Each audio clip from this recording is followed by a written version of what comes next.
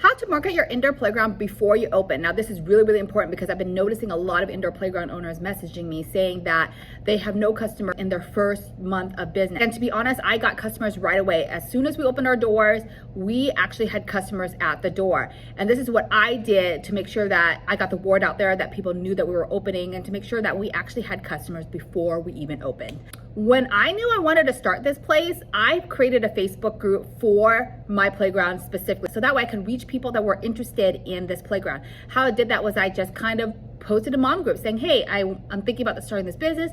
If you're interested, please message me and I can add you to a group, or you can just ask the admin if you can post the group there. So I actually had a list of moms that were already interested in the playground, and that kind of followed with our progress over time. So they were really excited about it being open. The second thing I did was I contacted Groupon and I ran a Groupon. This is the only time I recommend doing Groupon, just because you have nothing to lose. You have no customers already. So Groupon is a great way to market your business to new clientele that is not within your circle. So that's the only time I recommend doing Groupon. Groupon actually takes a percentage of your sales. So that's why I don't recommend doing Groupon long term, because after a while, if you already have a customer database, it's not worthwhile to do Groupon. We ran a Groupon for some place passes and the memberships. It worked out really, really well for us because people already bought that Groupon before we opened. So as soon as we opened their door, they came in to redeem their Groupon. I think we made probably about $5,000 from that Groupon. So I feel like that was really worthwhile.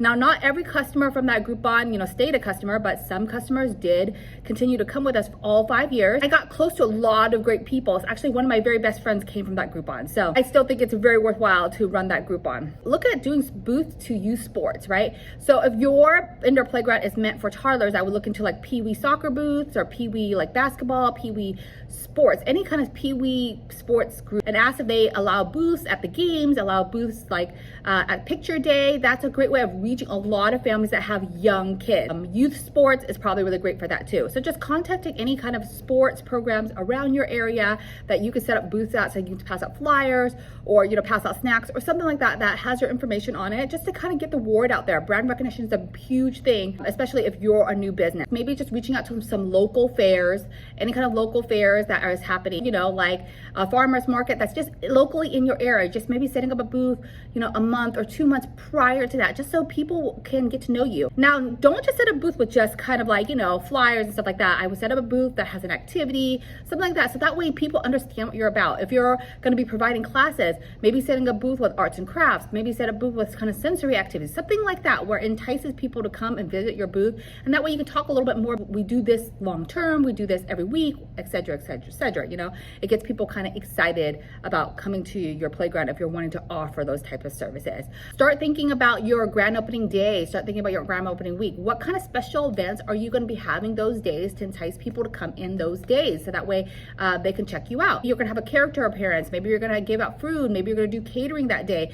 Maybe you're giving free coffee. I don't know, but something just to entice people to come in and to kind of check it out. Once you set up some sort of event for your playground, like if your grand opening is a big special event, you put that on Facebook events, you put that on Nextdoor, put that on Macaroni Kids and Hulu Frog, any kind of other event websites that are for kids. Make sure that you cross promote that event on all channels. You could also post that event to Google, so when people are searching, they'll find your event that says grand opening, kids, indoor playground, character appearance, etc., etc. Do that a month or two in advance, so that way people know that this is happening, especially for your grand opening day. I feel like that day is a special day, so you really got to spend a little bit of money to kind of like get people in the door. You want to start off like feeling really confident and really strong, some people have messaged me and told me they don't have a website yet, they don't have like their Google and Yelp and stuff set up. Like those are like just basic marketing things that you can do like right away before you even open, and they're free. Now, for me, the website part is very, very important, just because